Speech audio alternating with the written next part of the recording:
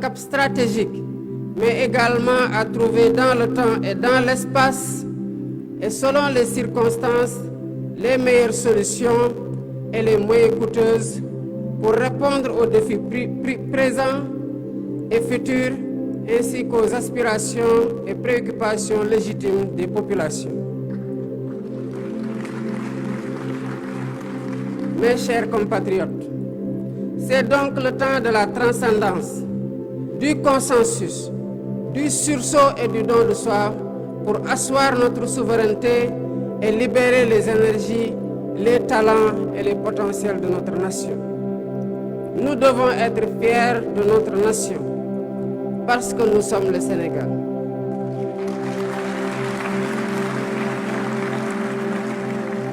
Nous sommes le Sénégal, un pays de courage. Nous sommes le Sénégal, un pays de résilience.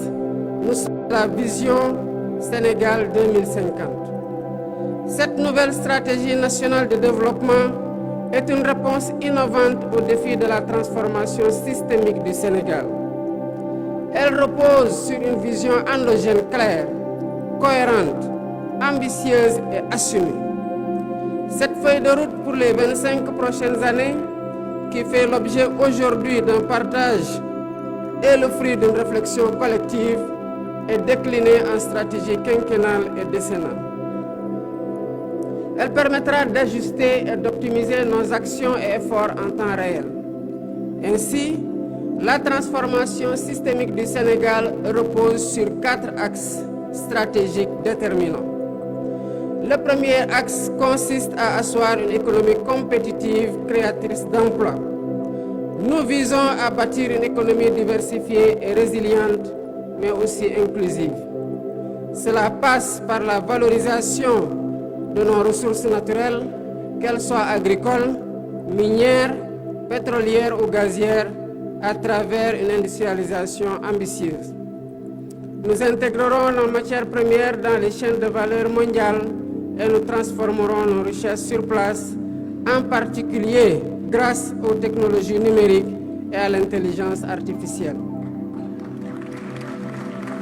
Le développement de pôles économiques viables associés à un cadre des affaires attractif contribuera à renforcer le secteur privé national et à diversifier notre économie. Dans les tout prochains jours, une loi sur la souveraineté économique viendra consacrer cette dynamique en s'appuyant sur une stratégie de financement solide et concertée avec toutes les parties prenantes. Le deuxième axe est celui de la durabilité et de l'aménagement du territoire.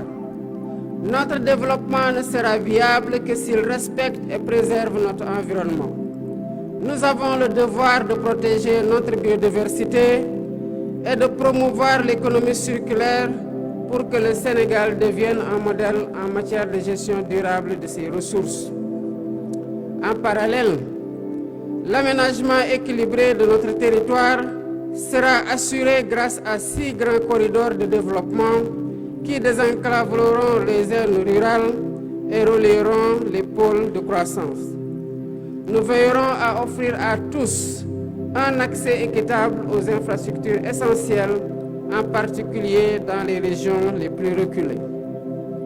L'expansion des énergies renouvelables telles que le solaire et l'éolien jouera un rôle central dans la transition énergétique du Sénégal afin que nous puissions léguer aux générations futures un pays respectueux de son environnement et en phase avec les défis climatiques. Le troisième axe porte sur le renforcement du capital humain et sur l'équité sociale. L'investissement dans l'éducation, la formation et l'innovation sera au cœur de cette transformation. Nous mettrons en place une politique éducative de qualité pour tous, ainsi que des réformes visant à offrir à chaque Sénégalaise et à chaque Sénégalais des opportunités égales, quel que soit son lieu de résidence. La réforme foncière permettra une répartition des terres, tandis que le système de santé sera modernisé pour garantir à tous un accès équitable à des soins de qualité, en particulier dans les zones rurales. En outre, un système national d'assurance maladie sera instauré pour protéger chaque citoyen des aléas économiques et sociaux, réduisant ainsi les inégalités. Le Sénégal de 2050 sera porté par une jeunesse compétente, dynamique et préparée pour répondre aux défis du monde moderne. Ce capital humain de qualité sera l'un des piliers de notre compétitivité économique. Le quatrième axe concerne la bonne gouvernance et l'engagement africain.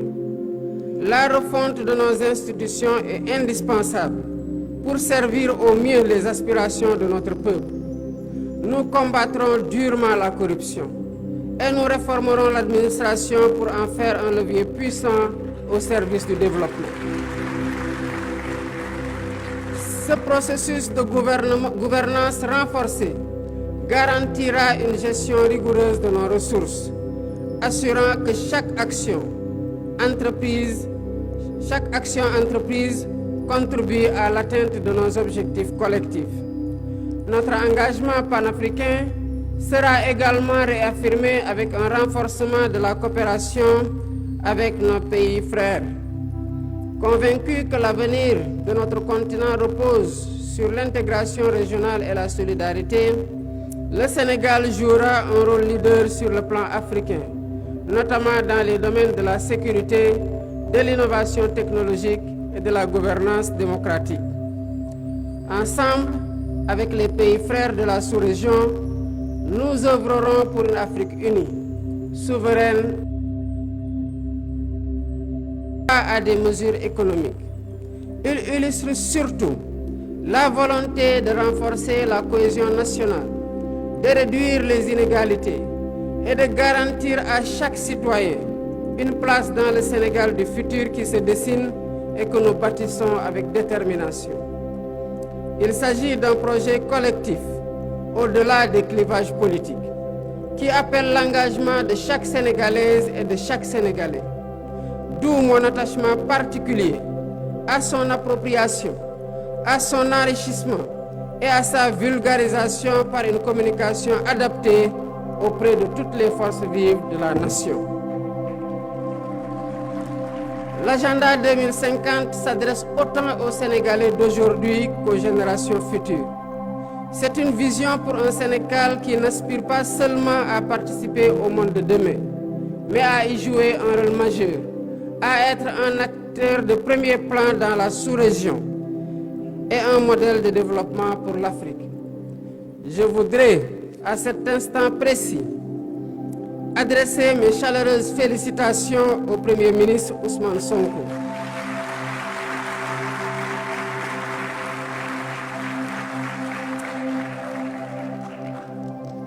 Il a mené de main de maître avec l'ensemble du gouvernement, les services de l'État et les experts nationaux du public et du privé associés ce travail de conception exceptionnel d'une rare pertinence qui démontre la qualité du capital humain national.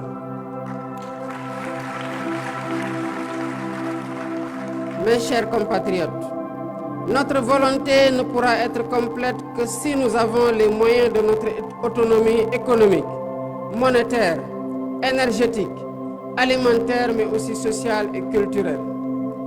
Le chemin que nous empruntons est exigeant, mais il est le seul à même de garantir notre succès durable. Les citoyens doivent être exigeants envers les gouvernants, mais chaque citoyen doit aussi être exigeant avec soi-même dans son apport personnel dans l'œuvre de construction nationale. C'est ainsi qu'ensemble, comme un seul peuple, poursuivant le même but et animés de la même foi en notre progrès, nous construirons un Sénégal plus fort, un Sénégal plus juste, un Sénégal plus prospère. Vive le Sénégal souverain. Je vous remercie de votre aimable attention.